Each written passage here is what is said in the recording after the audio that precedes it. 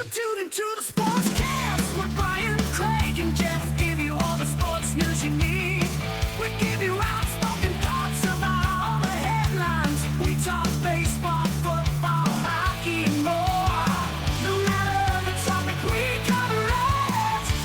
Get ready for the show and keep it outspoken. Keep it outspoken. We keep it outspoken only on the Sportscast.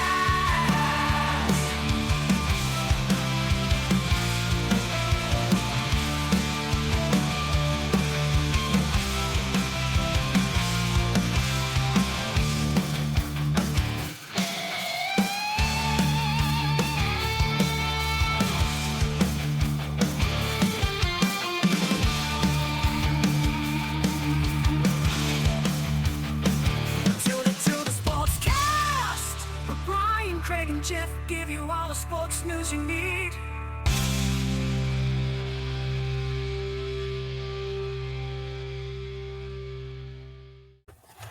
Hey guys, welcome into the Outspoken Sportscast here. Host Brian, episode 145 here, riding solo again. Craig couldn't make it Tuesday, and he's got the Jason Aldean concert tonight. I'm really jealous. I love me some Jason Aldean. He will be going there tonight and having a good time. So, Craig, hope you enjoy that tonight. So we got the spotlight of the week, which is my 5 takes on the NFL season, hot takes, if you might say, of the NFL season. We'll get into that. We got the headlines of the week, which include the Deshaun Watson suspension and fine. Aaron Rodgers calls out his young wide receivers. I'm going to go on more of a Rangers rant, and we got some other baseball updates for you as well right after this.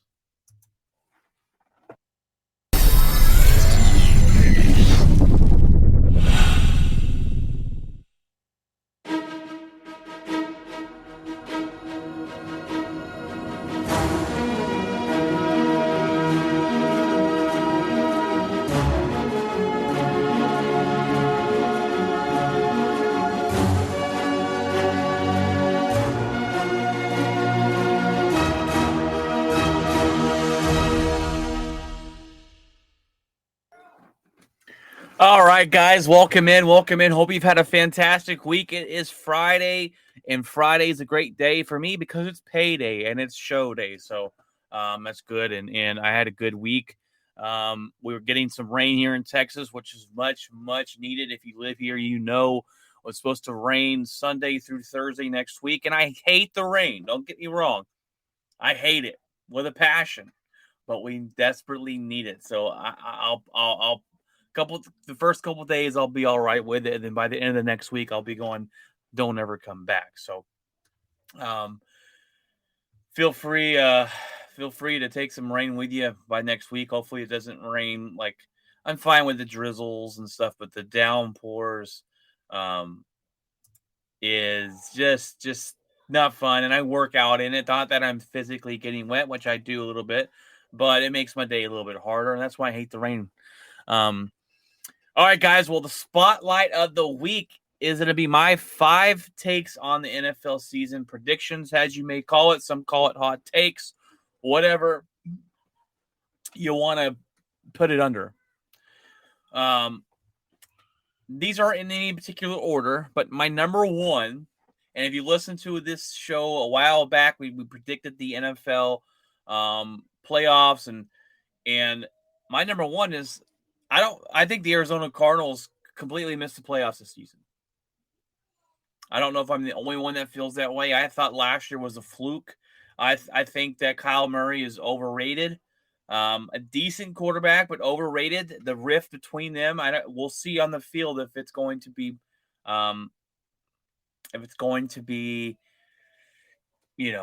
behind him, water under the bridge, if you might say, because, yes, they did pay him the money, because a lot of people said, well, what are you going to do?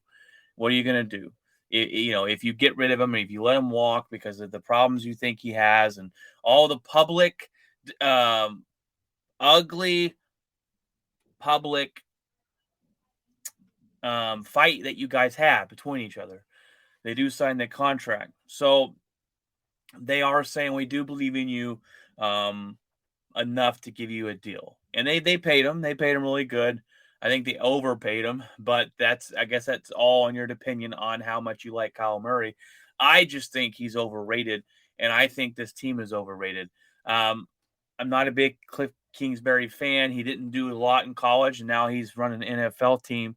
And if it wasn't for last season, I think he was probably on his way out as a coach there in Arizona.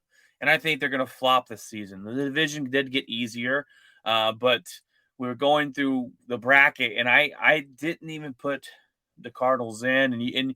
And with the NFL, there's always two teams that are in that were out last year, or two teams that were in last year were out. And I was trying to think outside the box a little bit, but I had the Cardinals missing the playoffs. And there's a couple of people that have that take. It might be a hot take. It might not be, but I just don't think that they're going to be able to put a whole season together. They started off hot last year and then they completely fell apart. And now, does it happen again? We will see. And winning will cure everything, right? When you're winning, a lot of the stuff that may be driving you crazy will be hidden under the rug, not being let out to the media. But when you lose, people start pointing fingers. And that's what happened last year with the Arizona Cardinals. They were on fire the first half. They ran it into Green Bay. Green Bay beat them. And then after that Green Bay beat them, they fell off a cliff. And they started losing, and they literally dropped off drastically.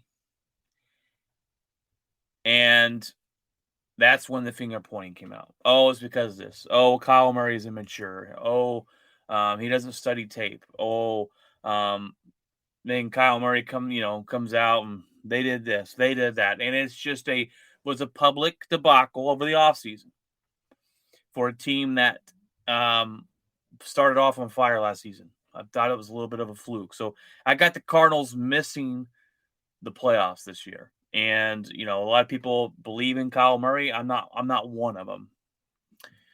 Number 2. Sorry, Cowboy fans, you're not going to like this one. But Trevon Diggs will come back to reality. He won't be as good as Cowboy fans thinks he is. Now, last season he had 11 interceptions. Fantastic season for him. You cannot count on those numbers again. He's not going to have 11 interceptions again. If he does, then I will put my foot in my mouth. But I don't think he will. I don't think he will have 11 interceptions. Those are numbers you can't count on to be there next season. You just can't. And he's a guy that he does take a lot of risk, and sometimes it pays off. And you have a horrible division of quarterbacks.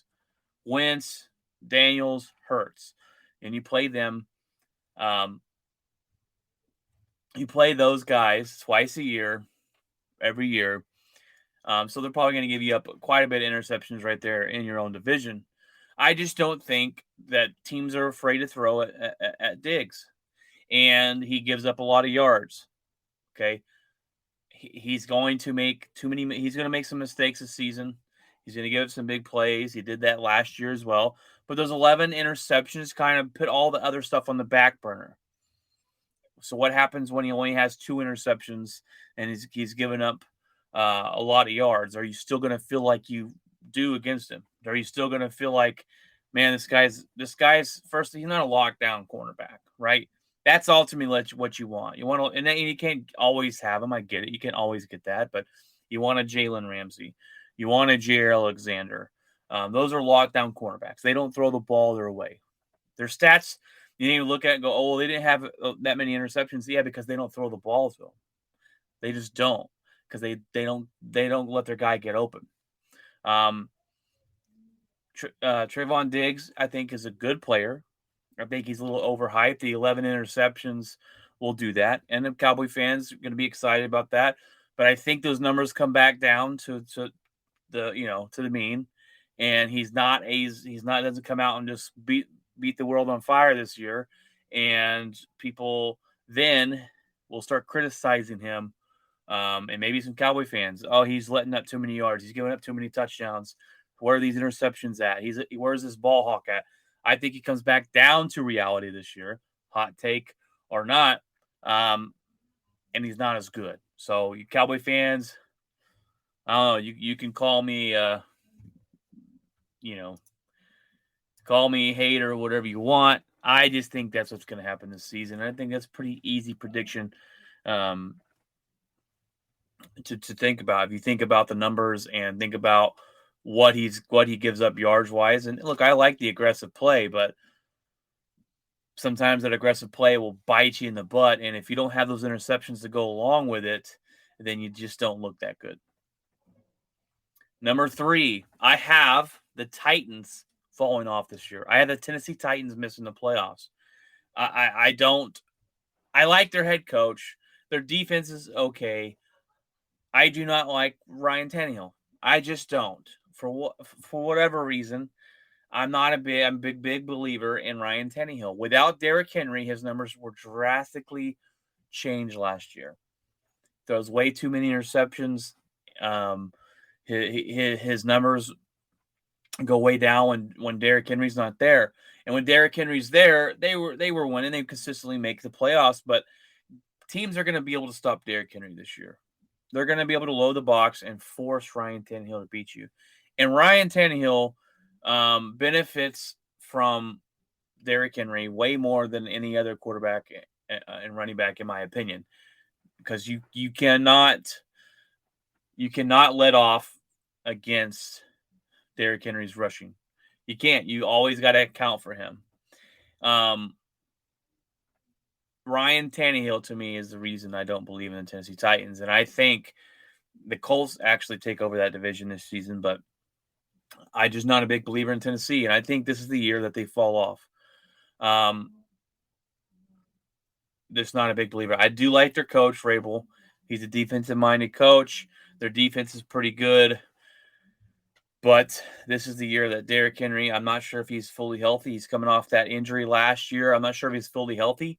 But I think teams are going to find a way to shut him down this season. And I'm not saying completely shut him down, but they're going to do enough to him to where the Tennessee Titans are going to the Tennessee Titans are going to have to rely on Tannehill too much. And that means that they're going to lose. If Tannehill should have beat the Bengals in the playoffs last year. Couldn't get it done. Threw 3 interceptions and lost. And that's what happens when in the playoffs, when you have a quarterback that's not that good. I'm not a big believer in Tannehill. And when Derrick Henry depends on him, if he can last all season long again, he's going to be the workhorse for that team. We know it. But I think teams will step up, load the box up, force Tannehill to beat you. And I didn't even mention yet that he lost his best wide receiver. He lost his best wide receiver, and that's going to put a lot more pressure on him. So I just think the pressure of losing your best wide receiver, the pressure of being that guy that can take him over the hill, because the Tennessee Titans have been good the last couple of years, but they haven't been world beaters where you thought they were going to the Super Bowl. I never once thought that Tennessee's going to go to the championship. Number 4, the Saints will make the playoffs. This should probably be number 5, because I'm not 100%. I'm not buying in 100% to this, but I have the Saints making the playoffs. If Jameis Winston stays healthy, I know his ankle injury, but if he stays healthy, Kamara's not going to face a suspension. They talked about that. Michael Thomas will be back. I think this new coach will light a fire under this team. And last year, and the defense is fantastic. The defense played last year was great, and I think they'll stay on par for being a really good defense. And Jameis Winston last year, when he was healthy, looked pretty good. He wasn't throwing those interceptions that we saw him throw. And I think this team will make the playoffs. Now it's going to be a wild card because I got Tampa Bay winning that division, unless Tom Brady doesn't show up, and that's something that you Tampa Bay fans and organizations should be worried about. But I had the Saints being the second team in that division, making a wild card and making the playoffs. And you might call me crazy, but I just think they're going to do it. I think Jameis Winston will prove that he's a decent enough quarterback to get this team some wins, and with this defense playing the way it did last year, and they'll continue to do so. I'm interested to see what this new head coach is going to bring to the table. So I got the Saints at they're making the playoffs. Number 5, Matt Ryan to me will have a resurgence in Indy. I got them taking over that division this year. I got them winning it. I think Matt Ryan played pretty dang good last year for the Falcons team that really didn't show up. Their defense was bad, their offense was bad, but I think even when their offense is pretty bad, he still has his numbers. He's a veteran guy that is going to be protected by a great offensive line. He's going to have a great running back that he can rely on to take some of that pressure off. They are missing those wide receiver guys. I get that. I understand that the Colts have never had, just amazing wide receiver groups. Now they've had a couple players here and there with Peyton Manning, but ever since then they really haven't gone out and drafted some great wide receivers. I'm in the same boat with the Green Bay Packers. We just don't do that now. Their defense is going to be good enough to win them some games. They got what's his name?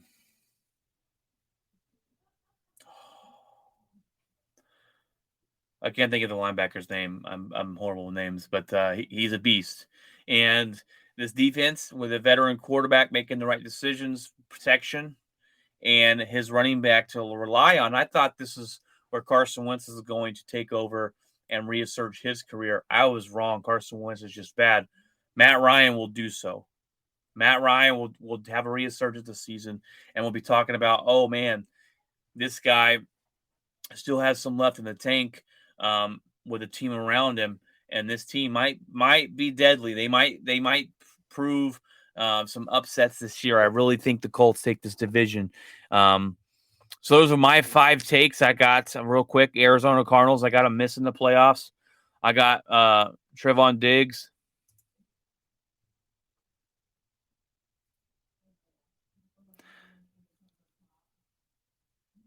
I got sorry, we got a comment here. Oh boy, wrong category. That's a report. I don't know what you're talking about there, buddy. But I got the Arizona Cardinals missing the playoffs. I got Trevon Diggs coming back down to reality that he's not that great. I've got the Titans missing the playoffs. I got the Saints making the playoffs, and I got Matt Ryan having a resurgence. In with his career and still proving that he's gotten something left in that tank. We got the headlines coming up right after this, guys.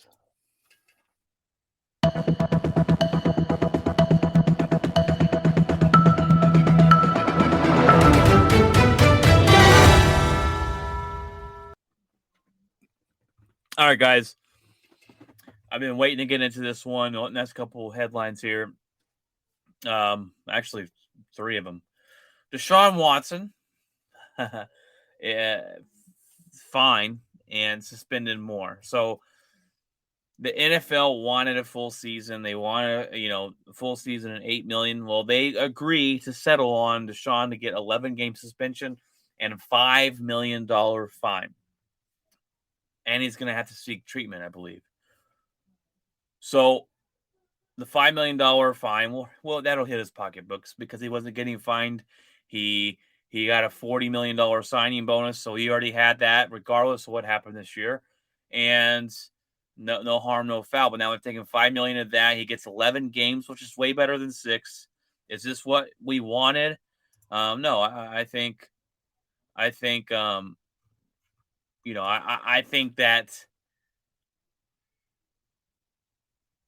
a full season should have been it. Full 17 games, even the playoffs.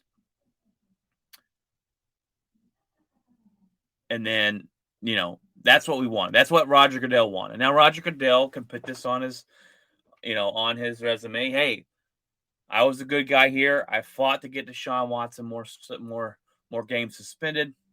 Deshaun Watson, 6 games was horrible. Was a horrible, and that was just infuriating. 6 games was a joke. 11 games is better. Still not what we want. This guy's still going to be on the field playing this season, which he shouldn't be. He's a sexual predator. And there's no way fans or buts about it. I'm interested to see what the Browns fans think of him. But like I said before, when he starts winning games, y'all will forget what happened in the discussion. The rest of the NFL won't forget. Definitely won't forget. He's already been called out. They were playing Jacksonville preseason. They've already were chanting some different things. I can't say those on this podcast, but we aren't going to forget Deshaun. So be prepared. You better be mentally strong because you're going to get a lot of things said your way. Deshaun comes out and he apologized before the game, before his preseason game, but then he comes out today and and says, "I'm still innocent." This guy's taking no accountability, and I think that's another thing that we're pissed off about. He doesn't seem to care. He doesn't think he's done anything wrong. Yes, he did not get criminally charged. I understand that, and you might say, "Well, if he didn't get criminally charged, and but don't give me that crap. Don't give me that crap. Plenty of people, they go look at what's his face, the guy for the Dallas Cowboys that beat his old lady, threw her on some AK-47s, beat her up real good, woman beater, and because she didn't show up to court, they couldn't charge him. So he didn't get any charges. Well, we've seen the pictures, bro. Okay, this is the same thing. There's 26 women against them. There's no way that one of these women isn't lying. There's no way that this is all made up. There's no way that all 26 cases are all made up. There's no way. Okay, this guy's a sexual predator. End of discussion. I don't know. I haven't heard anybody out there come out and say that. Come out there and say otherwise, right? So, I mean, give me one argument. I need someone to come on here or anywhere and show me or tell me why you think Deshaun Watson might be innocent. And not a Cleveland Brown fan. Because you're going to have some Cleveland Brown fans that'll lie through their teeth just to feel okay about him being their quarterback. But then this also brings up, we talked about, can the Browns still make the playoffs with him missing 6 games? And I said yes. I think Brissett was a decent enough quarterback to handle the 6 games out, to somewhat get him to a 500 record there. And then Deshaun Watson come in and carry over. And now 11 games, I'm going to say no. Okay, I'm going to say they're not going to make the playoffs with him missing 11 games. They got to face the Panthers week 1. They got the Jets, which you got Baker Mayfield week 1 facing the Browns. I kind of wish Deshaun Watson was playing just for that game, because then you get to see Deshaun versus Baker, who Deshaun took his job, and Baker is going to try and go on a revenge tour for that one game. I just don't think it's going to happen. But you got the Panthers, you got the Jets, you got the Steelers. All 3 of those games are potentially winnable, and the Falcons after that. All 4 of those games are potentially winnable without Deshaun Watson. You got a defense there. This team is built to win with the Browns. You've got a good running game. You've got some wide receivers. You've got a good defense.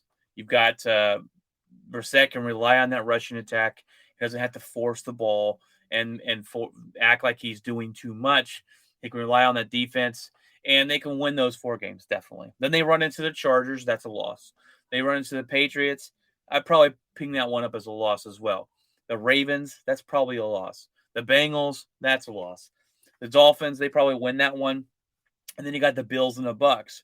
So, I mean, there is a way that they could, but I just don't see it. I don't think that they're going to make it. I got them losing 1, 2, 4, 5, 6 of the 11 games. So I don't see it. And then Deshaun would have to come in, and then after that point, the rest of the season would have to, I think, basically be must-win games. Now they're not going to win their division with or without Deshaun.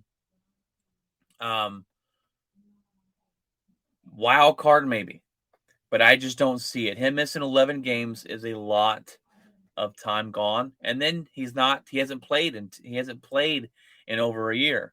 So you got to hope that he's not rusty. You got to hope that he's back to his form there. And after, I like Deshaun Watson in Houston, and then when all this came out and he goes to Cleveland, I'm not a Deshaun Watson. I don't, he's good. When he played, he was good. Other than that, I don't root for him, and I hope he completely fails in Cleveland because no one likes him. I mean, just a horrible situation that he's put himself in, horrible things that he did to those women now. And I don't understand how this guy goes from Clemson quarterback, everything seems kind of like he's the perfect quarterback. There's no drama. He's a really good quarterback, yada yada yada, to sexual predator and everything that's come out. And it's pretty insane at the rise and fall of Deshaun Watson. So my next headline is Aaron Rodgers calls out his young wide receiving core. And I love this. A lot of people are like, oh, Aaron Rodgers is too mean. And Aaron Rodgers already complaining. It's not complaining. It's called being a leader. All right? It's called being a leader. He knows what buttons he needs to push. He knows what he needs to say. He's over there teaching these guys. He came out and said, we got to be more consistent at route running and more consistent at catching the ball. And the next day, he gets all his wide receivers together and he says, hey, if you're not going to catch the ball, you're not going to be on the field. We're going to have the most reliable guys out here because you got to have that. The quarterback has to know you're going to be where you're going to be. You're going to be running the right route. And then when he throws you the ball, he's got to know that you're going to catch it. Because if not, then your offense isn't going to flow and it's going to be a bad ordeal. And the Packers are going to be able to, they're going to have to rely on the running backs. Aaron Rodgers said it's they definitely could get 50 catches out of the backfield because both Jones and Dillon, because of the wide receivers. And we'll see. Now a lot of people are scrutinizing Aaron Rodgers, and they even asked Randall Cobb about this. They said, hey, do you think the young guys appreciate Rodgers, coming out and talking about him publicly? And he said, appreciate? What do you mean appreciate? Doesn't matter if they appreciate it. It doesn't matter. What matters is they get their act together and they get to know the high standards that we hold for this wide receiving room and this team. And if they can't be held to those high standards, then we'll find some people that will. And that's called welcome to the NFL. That's some tough love, that leadership from Aaron Rodgers. It's not him complaining and moaning and all that stuff that you guys want to say. It's him being a leader. Everyone leads differently. And I love it. Hold them accountable. Hold them accountable because he knows what it takes. He knows the focus and the stuff that it takes to be a competitive football team. And he wants his guys to be where they're going to be. And he expects them to be there, just like any other quarterback in the NFL. They may verbalize it differently, but Aaron Rodgers is going to call you out. And he's going to call you guys out because you've earned nothing in the NFL. You're new. You're rookies. You're young. You got to earn it. You got to earn that respect. You got to earn that you can be you can have the accountability and earn that chemistry with Rodgers, and then he's going to start trusting you a little bit more and go from there. But I think Devontae Adams leaving, I think it forces him to spread the ball around, but he wants those guys to be where they're supposed to be. And if you're running If you're not running the right routes, that's a big issue. No matter what quarterback you have, no matter who you are, that's a big issue. Now, maybe Aaron Rodgers, because he's elite, can get away with some of those things, but he wants the guys running the right routes. He wants the guys to catch the ball. There's nothing wrong with that. All right, nothing wrong with that one bit. We're going to move over here to the MLB, and I went on a rant on Tuesday about the Rangers firing Chris Woodward and that they really gave him no chance. They really gave him no chance, and they even admitted it. Well, the Rangers then went out and fired John Daniels, and John Daniels has been the GM for 17 years, and this is a guy that's hated on for a lot of the wrong reasons. This is a guy that's hated on when things are not his fault. And he's hated on by a lot. A lot of Ranger fans are glad he's gone. Now, I think it was time to move on. Yes, I get it. It was time to move on. He's been here 17 years. He is the most successful GM the Rangers have ever had and maybe ever will be. And you cannot argue that. He's done more winning with this franchise than anybody else, period. In a discussion. We've never reached a World Series before this guy got here. And we went to back-to-back. We didn't win, but we went to back-to-back. We did the most winning while he was here. And you cannot argue that. My opinion on it is that the ownership had handcuffed John Daniels. And when John Daniels thought we should have started a rebuild, the ownership said no. We want to be relevant. Relevancy means people are going to come out and watch us, which means my pocketbooks get bigger. But they never did enough and never gave enough money for John Daniels to try to reload instead of rebuild. And that is on the ownership. Point blank and period. And John Daniels gets a lot of hate for something that he had no control over. But he's got to take the blame because he's a GM. Now, would I have a big problem with him firing John Daniels? And at first, I didn't have a problem with it. But I was listening to 105.3 The Fan, great radio station here in the DFW, and they talk all about everything, but, they cover the major local sports. And they said that John Daniels, it was well known that John Daniels was stepping away at the end of the season. Now, I did not know that. Now, we all saw the writing on the wall, right? When they got it, when John Daniels brought in Chris Young to help him out and be another GM and help him out and do things, and he was giving Chris Young more stuff to do every day, just kind of giving him more payload to do. He was basically grooming Chris Young to take over so he could step away. I didn't know when that was going to be. Did I think it was going to be this season? No, I did not. I thought it was going to be a couple years from now. And I was thinking, well, maybe the ownership wanted it to be now. But 105.3 The Fan says he was stepping away at the end of the season, and everybody basically knew it.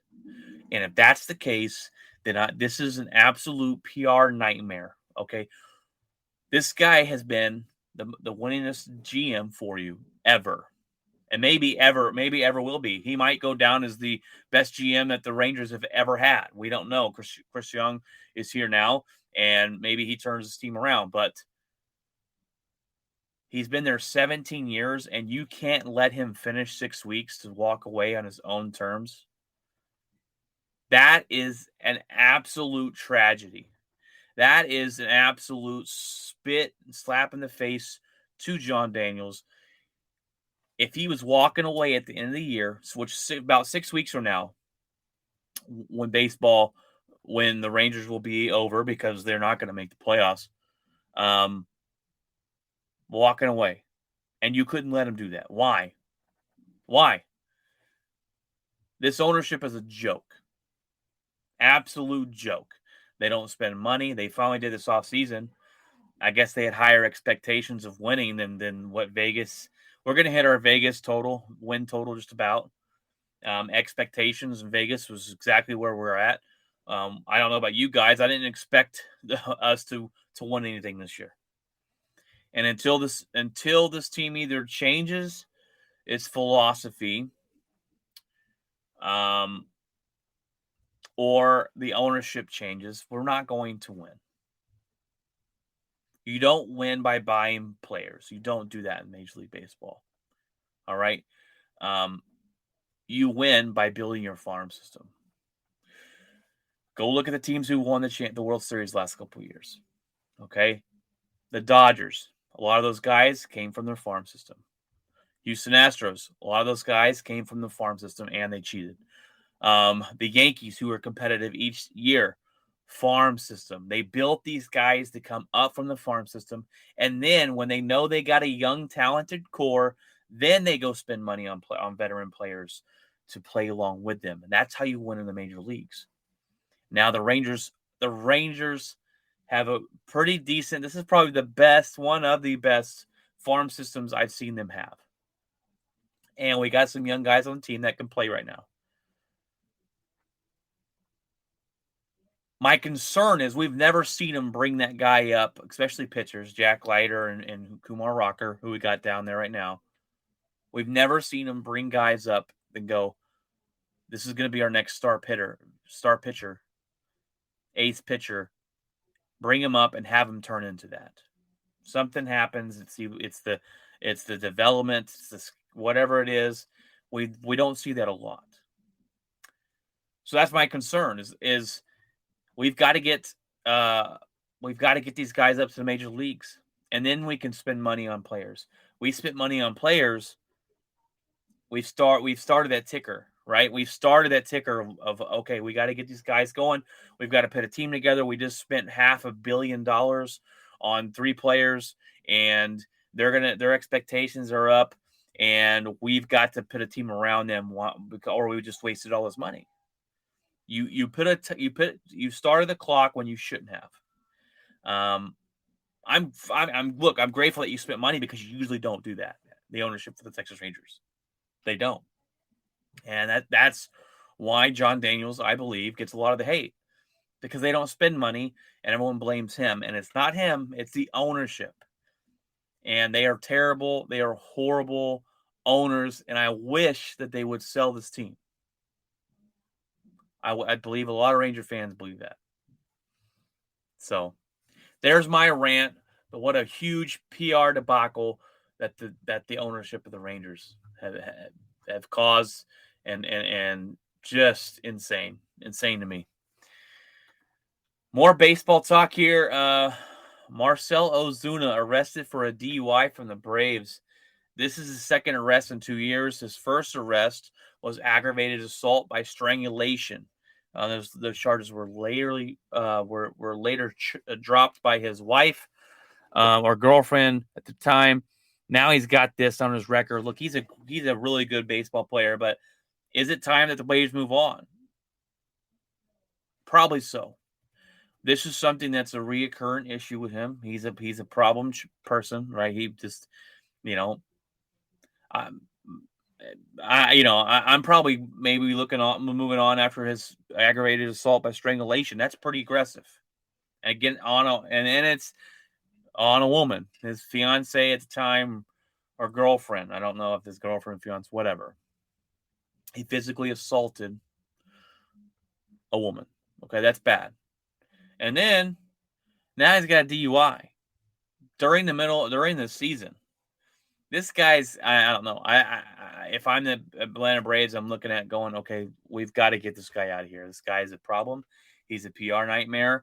Can you trust him now? I don't know. All these things go through your head, and I think the Braves would be smart to move on from him. He's probably going to get suspended and miss out on some games, and that's bad luck for him. Make better decisions and quit being stupid. I don't know if y'all saw this. It's pretty funny. This guy named Bernie Shillette went down the slide at the Brewers Stadium, and he ended up breaking his wrist. He slid down this slide, was going super fast, and when he came down, he landed on his arm and slammed it up against a padded wall, and it broke his wrist. And it's pretty funny. If you haven't watched the video, I advise you to go watch it. It's pretty funny. But I'm going to give you a little MLB update here. We haven't talked about the MLB a whole lot this year, and I admit I've been a bad MLB fan. The Rangers have not been watchable. I mean, I wanted them to be watchable. That was my main thing: be watchable this season, and they have not been. And I figured with the additions of Simeon and Seager, they'd be watchable, but they still aren't watchable.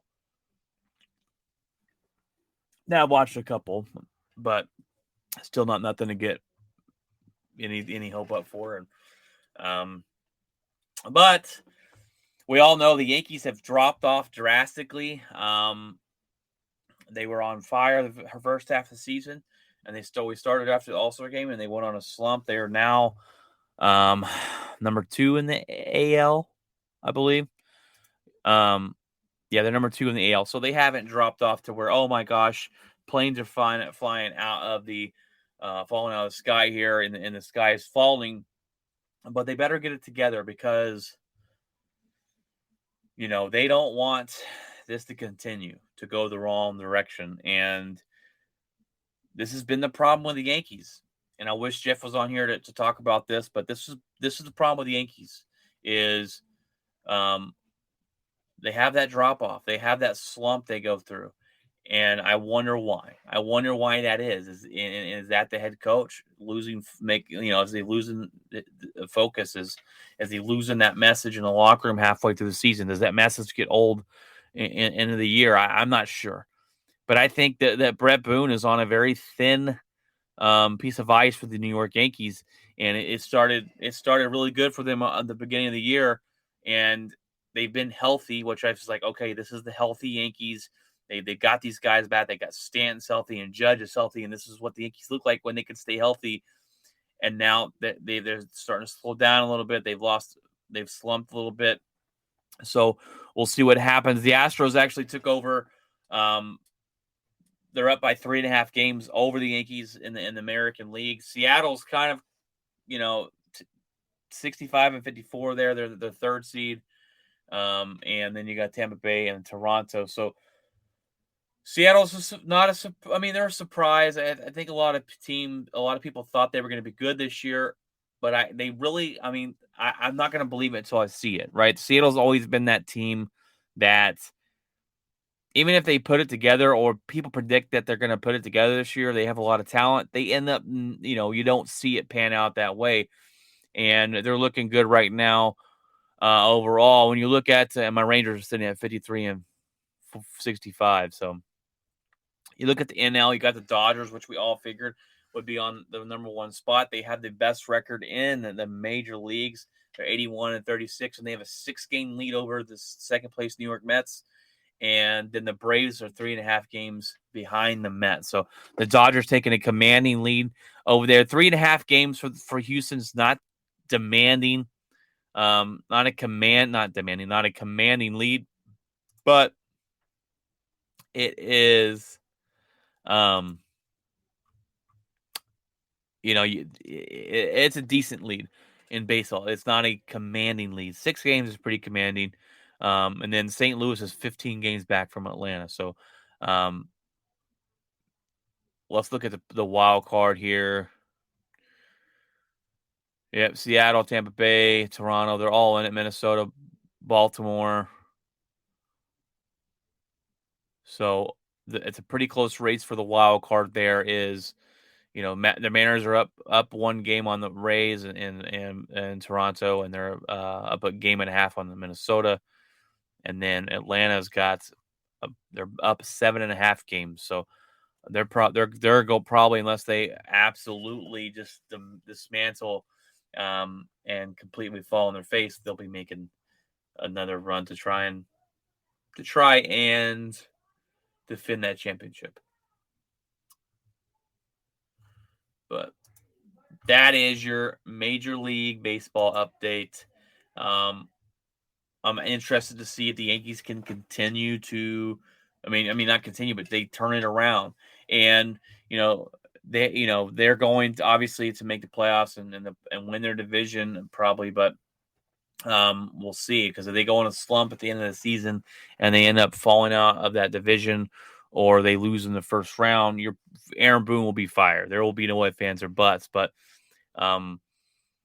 interesting to see what happens at the end. Will the Dodgers pull it out in NL again and go from there? But we'll see as we get down towards later the stretch of the season here for Major League Baseball. We got one more headline for you. LeBron James has signed a 2-year deal extension with the Lakers, $97 million.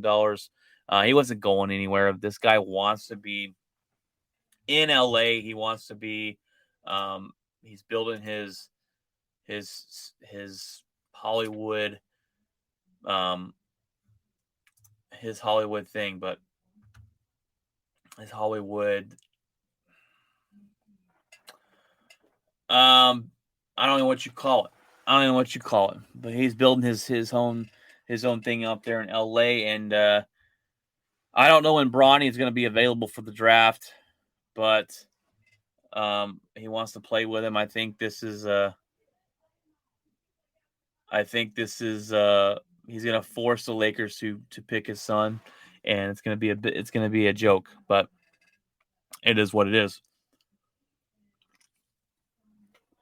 The Lakers will be better this year, though, especially if they get Kyrie Irving. I don't think we can count on the Lakers being as bad as they were last year, and it depends on if street clothes is going to play or not. But